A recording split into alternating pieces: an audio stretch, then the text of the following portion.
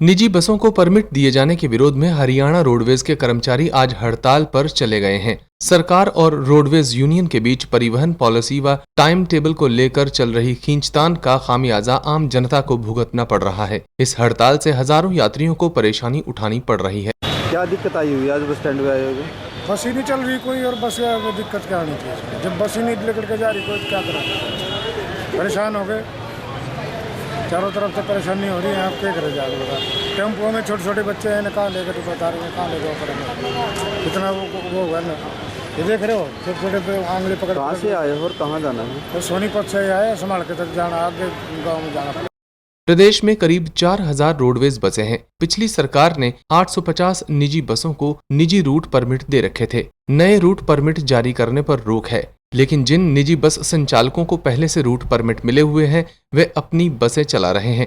Roadways कर्मचारी यूनियनों का आरोप है कि निजी बस संचालक ऐसे रूट पर भी अपनी बसें संचालित कर रहे हैं जहां उन्हें अनुमति नहीं है। और हमारी यूनियनों का समझौता हुआ था, जिसमें सरकार ने कहा था कि हम इस पॉलिसी को रद्द करने के लिए हाई कोर्ट में एफिडेविट फाइल करेंगे, लेकिन वहां सरकार ने कर्मचारियों के साथ धोखा किया और वो एफिडेविट रद्द करने की बजाय मॉडिफाई का दिया, सुधार का दिया, जिससे कर्मचारियों में रोष है। और ऐसा विरोध करने के बाद जब बार बार विरोध किया तो सरकार ने तीसरा एफिडेविट फाइल किया, जिसमें उन्होंने कहा कि हम ये पॉलिसी रद्द करते हैं और जो परमिट हम दे चुके उसको चलाने की परमिशन दी जाए।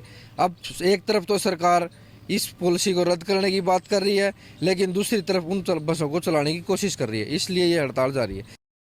जींद, फतेहाबाद, फरीदाबाद और भिवानी की ये 4 तस्वीरें आप देख रहे हैं, जहां बसों की आवाजाही पूरी तरह से ठप है। इसके अलावा हरियाणा के बाकी जिलों में भी हालात ऐसे ही हैं।